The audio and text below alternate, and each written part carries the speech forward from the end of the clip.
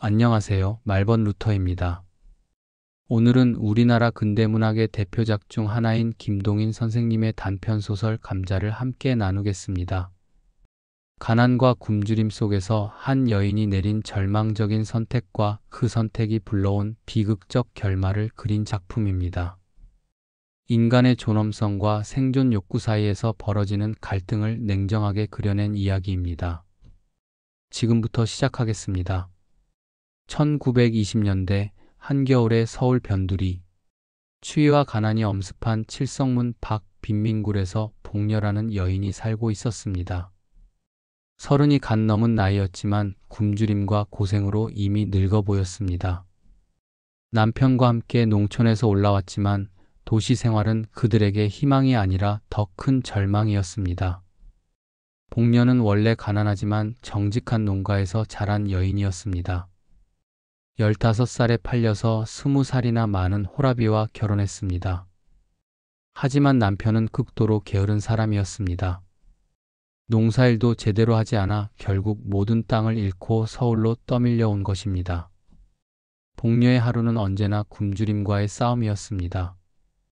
일자리는 없었고 먹을 것을 구하기 위해 이곳저곳을 헤매야 했습니다. 남편도 마찬가지였습니다. 가끔 막리를 해도 벌이는 턱없이 부족했습니다. 겨울이 깊어질수록 상황은 더욱 나빠졌습니다. 그러던 중 관청에서 빈민구 재사업으로 송충이 잡는 일이 생겼습니다. 복녀도 그 일에 뽑혀 열심히 송충이를 잡았습니다. 그런데 이상한 일이 있었습니다. 일은 대충 하면서도 돈을 더 많이 받는 여자들이 있었던 것입니다. 어느 날 감독관이 복녀를 따로 불렀습니다.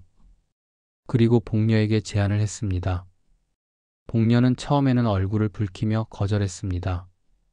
하지만 굶주림은 그녀의 마지막 도덕심마저 흔들었습니다. 결국 복녀는 그 길로 들어서게 되었습니다. 그때부터 복녀의 삶이 바뀌었습니다. 돈이 생기니 끼니를 걱정하지 않아도 되었습니다. 처음에는 죄책감에 시달렸지만 시간이 지날수록 그런 감정도 무뎌졌습니다. 살기 위해서는 어쩔 수 없다고 자신을 합리화했습니다. 어느 가을밤 복녀는 다른 빈민굴 여자들과 함께 중국인 왕서방의 고구마밭에 도둑질을 하러 갔습니다. 그런데 복녀가 왕서방에게 들키고 말았습니다. 하지만 왕서방은 복녀를 신고하지 않았습니다. 대신 다른 제안을 했습니다. 그 후로 복녀는 왕서방과 관계를 맺으며 돈을 받았습니다. 왕서방이 줄 때마다 상당한 돈이었습니다. 복녀와 남편은 빈민굴에서는 부자축에 들게 되었습니다. 남편도 아내가 어떻게 돈을 버는지 알고 있었습니다. 하지만 묵인했습니다. 아니, 오히려 더 많은 돈을 벌어오기를 바랄 지경이었습니다. 돈 앞에서는 부부의 정도, 사람의 도리도 무너져 버린 것입니다. 복녀 역시 변해갔습니다. 처음에는 죄책감에 괴로워했습니다. 하지만 시간이 지날수록 그런 감정도 무뎌졌습니다.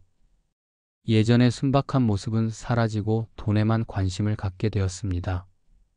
얼굴에 분을 바르고 치장을 하기 시작했습니다. 이웃들의 시선이 따가웠지만 신경 쓰지 않았습니다. 살기 위해서는 어쩔 수 없어. 복녀는 자신을 그렇게 위로했습니다. 그런데 어느 날입니다. 복녀에게 충격적인 소식이 들려왔습니다. 왕서방이 젊은 처녀와 결혼을 한다는 것이었습니다. 100원을 주고 새 아내를 맞이한다는 소식이었습니다. 복녀의 머릿속이 하얘졌습니다.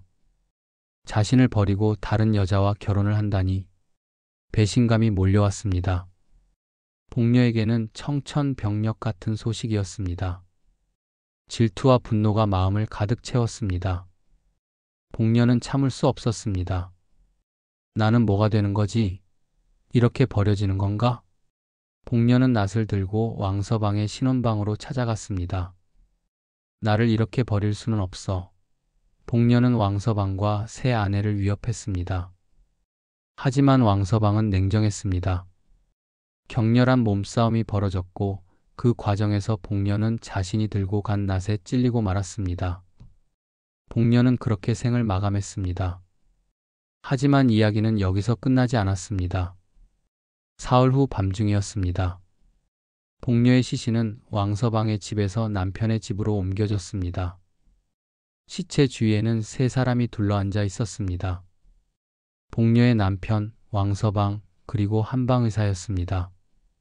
왕서방은 말없이 돈주머니를 꺼냈습니다. 10원짜리 지폐 3장을 복녀의 남편에게 주었습니다.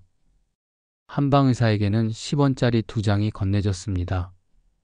차가운 거래였습니다. 복녀의 죽음마저 돈으로 처리되는 순간이었습니다. 이튿날 복녀는 뇌일혈로 죽었다는 한방의사의 진단으로 공동묘지로 실려갔습니다. 감자 몇 개를 훔친 것에서 시작된 일이 결국 복녀의 목숨까지 앗아갔습니다. 그리고 그 죽음마저 돈거래로 처리되어 버렸습니다. 아무도 그녀의 진실한 죽음을 기억하지 않았습니다. 김동인 선생님의 감자는 우리에게 무거운 질문을 던집니다.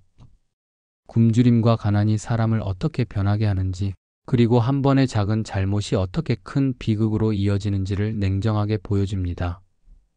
더 나아가 돈이 모든 것을 덮어버리는 물질만능주의의 차가운 현실까지 드러내고 있습니다. 복녀의 선택이 옳았다고 말할 수는 없습니다. 하지만 그 선택을 단순히 비난하기도 어렵습니다.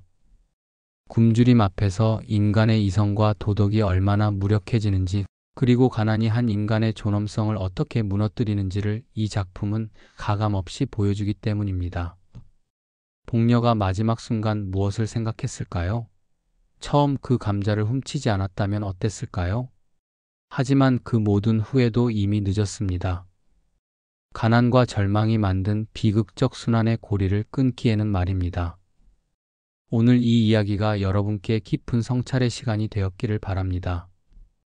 인간의 존엄성과 생존의 문제, 그리고 선택의 무게에 대해 함께 생각해보는 시간이었기를 바랍니다. 오늘 들려드린 감자에 대해 더 자세히 알고 싶으시다면 곧 업로드될 작품 해설편도 함께 보시기 바랍니다.